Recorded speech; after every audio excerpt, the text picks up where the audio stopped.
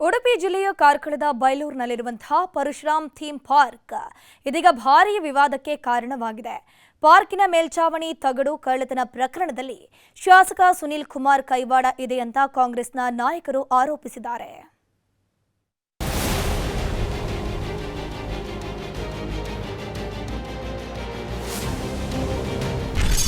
Parashuram theme ಪಾರ್ಕ್ನಲ್ಲಿ ಕಳ್ಳತನ. BJP Congress ನಡುವೆ ನಡೀತಿದೆ ವಾಕ್ಸಮರ. ಉಡುಪಿ ಜಿಲ್ಲೆ ಕಾರ್ಕಳದ ಬೈಲೂರಿನಲ್ಲಿ ನಿರ್ಮಾಣವಾಗಿರುವ ಪರಶುರಾಮ ಥೀಮ್ ಪಾರ್ಕ್ನಲ್ಲಿ ಅಕ್ರಮ ನಡೆದಿದೆ ಅನ್ನೋ ಬಗ್ಗೆ ತನಿಖೆ ನಡೆದಿದೆ. ಈ ನಡುವೆ ಕಳ್ಳತನ ಮಾಡಲಾಗಿದೆ ಅಂತ ಶಾಸಕ ಸುನೀಲ್ ಕುಮಾರ್ ಆರೋಪಿಸಿದ್ರು. ಮೇಲ್ಚಾವಣಿಯ ತಾಮ್ರದ ತಗಡು ಕಳ್ಳತನದ ಬಗ್ಗೆ ಶಾಸಕರು ಆಕ್ರೋಶ ಹೊರಹಾಕಿದ್ರು. ಇದೀಗ ಸ್ವತಃ ಶಾಸಕರೇ ಕಳ್ಳತನ ಮಾಡಿಸಿದ್ದಾರೆ. ಲಕ್ಷಾಂತರ ಬೆಲೆ ಬಾಳುವ ವಸ್ತುಗಳನ್ನು ಬಿಟ್ಟು ಬರೀ ತಾಮ್ರದ ತಗಡು ಮಾತ್ರ ಕಳ್ಳತನವಾಗಿದೆ. ಕಳ್ಳತನದ ಮಾಹಿತಿ ಪೊಲೀಸರಿಗೆ ಸಿಗುವ ಮೊದಲೇ ಶಾಸಕರಿಗೆ ತಿಳಿದಿದ್ದು ಹೇಗೆ ಅಂತ ಹೇಳಿದ್ದಾರೆ.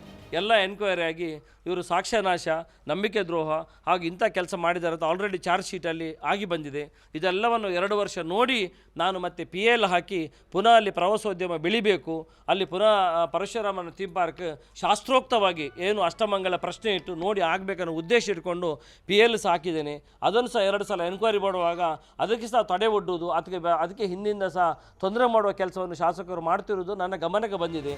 ಪರಶುರಾಮ ಪ್ರತಿಮೆಗೆ ಅವಮಾನವಾಗಿದೆ, ನಮ್ಮ ಧಾರ್ಮಿಕ ಭಾವನೆಗೆ ಘಾಸಿಯಾಗಿದೆ. ಅಷ್ಟಮಂಗಲ ಮಾಡಿ ಪುನಃ ಪ್ರತಿಮೆ ಸ್ಥಾಪನೆ ಮಾಡಬೇಕು ಅನ್ನುವ ಆಗ್ರಹ ಕೇಳಿಬಂದಿದೆ. ಈ ಸಂಬಂಧ ಸಾರ್ವಜನಿಕ ಹಿತಾಸಕ್ತಿ ಅರ್ಜಿ ಸಲ್ಲಿಸಿದ್ದೇವೆ.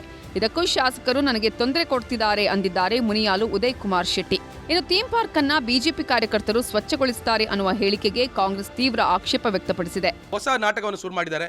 ನಾವಲ್ಲಿ ಸ್ವಚ್ಛತೆ ಮಾಡ್ತೇನೆ ಅಂತ ಹೇಳಿದ್ದಾರೆ. ಅವರು ಸ್ವಚ್ಛತೆ ಮಾಡಲೇಬೇಕು. ಯಾಕೆಂದರೆ ಕಸ ಅಲ್ಲಿ ಬೆಳಿಲಿಕ್ಕೆ ಕಾರಣವೇ ಅವರ ರಾಜಕೀಯ ಹಿತಾಸಕ್ತಿಗೋಸ್ಕರ ನಕಲಿ ಪ್ರತಿಮೆ ಮಾಡಿ ಅಲ್ಲಿ ಸೊಂಟದ ಭಾಗದವರೆಗೆ ನಿಲ್ಲಿಸಿದ ಪರಿಣಾಮವಾಗಿ ಇವತ್ತು ಅಲ್ಲಿ ಕಸ ತುಂಬಿದೆ. ಆ ಕಸವನ್ನು ಅವರ ಸ್ವಚ್ಛತೆಯನ್ನ ಪಶ್ಚಾತ್ತಾಪ ರೂಪದಲ್ಲಿ ಮಾಡಬೇಕು ಅನ್ನುವಂಥದ್ದು ನಮ್ಮ ಆಗ್ರಹ. ಪರಶುರಾಮ್ ಥೀಮ್ ಪಾರ್ಕ್ ವಿಚಾರ ಇದೀಗ ಕಳ್ಳತನದ ಆರೋಪ, ಧಾರ್ಮಿಕ ಭಾವನೆ ಮತ್ತು ರಾಜಕೀಯ ವಾಗ್ದಾಳಿಯ ನಡುವೆ ಸಿಲುಕಿದೆ. ಯೋಜನೆಯ ಭವಿಷ್ಯ ಏನಾಗಲಿದೆ ಅನ್ನೋದನ್ನು ಜನ ಕಾದು ನೋಡಬೇಕಿದೆ. ಗಣೇಶ ಸೈಬ್ರಕಟ್ಟೆ, ನ್ಯೂಸ್ 18 ಉಡುಪಿ.